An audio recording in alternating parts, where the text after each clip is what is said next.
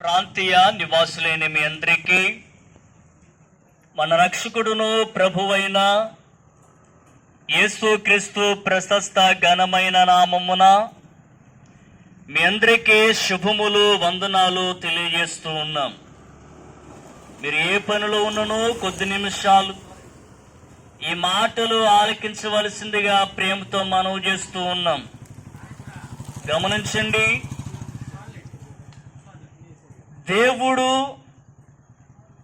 లోకమును ఎంతో ప్రేమించెను కాగా తన అద్వితీయ కుమారునిగా పుట్టిన వాని యందు విశ్వాసముంచు ప్రతివాడును నశింపక నిత్య జీవము పొందునట్లు దేవుడు తన ప్రియ కుమారుడైన యేసుక్రీస్తు వారిని ఈ లోకమునకు అనుగ్రహించి ఉన్నాడని పరిశుద్ధ గ్రంథమైన బైబిల్ సాక్ష్యమిస్తూ ఉన్నది.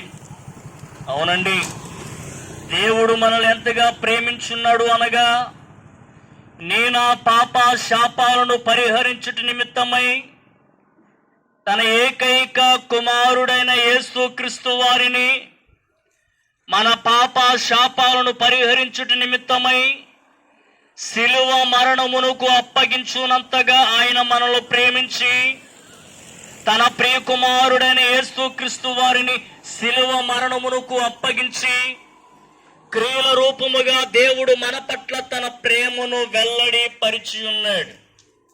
అవును ప్రియులరా, ప్రభు అనే యేసుక్రీస్తు వారు దేవుడయుండి ఆయన పరలోక రాజ్యములో ఉండుట విడిచిపెట్టకూడని భాగ్యమని ఎంచుకొనక దాసుని స్వరూపమును ధరించిన వాడై రిక్తునుగా దీనునిగా కన్యక గర్భమున శరీరధారిగా యేసుక్రీస్తు వారి లోకములో జన్మించి ఉన్నారు. ఆయన మానవుల మధ్యన మానవ అతీతమైన ఎన్నో గొప్ప కార్యములను అద్భుతములను సూచక్రియలను చేసి తనలోని దైవత్వాన్ని లోకానికి బయలుపరుచున్నాడు. అవును ప్రియులరా, యేసుక్రీస్తు వారును ఆయన శిష్యులను కలిసి ఒకనొక సమయమున సముద్ర మార్గము గుండా దోణిలో ప్రయాణం చేస్తూ ఉన్న సమయములో వారు ప్రయాణం చేస్తున్నటువంటి ఆ దోణి తుఫాను చేత పట్టుబడి అలల చేత ముంచబడుచు వారు నశించిపోయేటువంటి పరిస్థితి వారికి ఎదురై ఉన్నది. ఆ సమయమున యేసుక్రీస్తు వారి యొక్క శిష్యులు లేచి ప్రభు చెంతకు చేరే విధముగా అడిగి ఉన్నారు. ప్రభు, మేము నశించిపోవచ్చు ఉన్నాం, మమ్మను రక్షించమని అడిగినప్పుడు యేసుక్రీస్తు వారు లేచి తన చేయినెత్తి గాలిని సముద్రమును గద్దించగా ఆ యొక్క తుఫాను లేదంటే సముద్రము మిక్కిలి నిమ్మలముగా మారిపోయి ఉన్నది. ఈ దృశ్యాన్ని చూసినటువంటి యేసుక్రీస్తు శిష్యులు ఈ విధముగా చెప్పుకొనుచూ ఉన్నారు, ఈయన ఎట్టివాడు, ఈయనకు నిజముగా గాలియు సముద్రమును లోబడుచున్నవి, ఈయన దేవుని కుమారుడని ఆయన కోసం చెప్పుకొనుచూ ఉన్నారు. అవునండి, నేటి దినాలలో కూడా మన జీవితాలలో కూడా తుఫాను వంటి సమస్యలు, సముద్రము వంటి సమస్యలు మన జీవితంలో కూడా దాడి చేయవచ్చును. అయితే ప్రియులరా, మనము కూడా యేసుక్రీస్తు శిష్యుల వలె విశ్వాసముతో ఆయన చెంతకు చేరి ప్రభువా మమ్మల్ని రక్షించమని, మాకు సహాయం చేయమని మనం అడిగినట్లయితే దేవుడు యొక్క సముద్రము వంటి తుఫాను వంటి సమస్యల నుంచి మనల్ని విడిపించుటకు ఆయన సంసిద్ధంగా ఉన్నాడు. అంతేకాదు ప్రియులారా, ప్రతి మానవుడు పాపము అనేటువంటి భారాన్ని కలిగి ఉన్నాడు. ఈ పాపము అనేటువంటి భారము ద్వారా ప్రతి మానవుడు మరి దేవునికి దూరస్తుడై తాను మరణించిన తదుపరి నిత్యాగ్నిలోనికి వెళ్ళిపోయేటువంటి పరిస్థితి ఉన్నదని లేఖనము సాక్ష్యమిస్తూ ఉన్నది.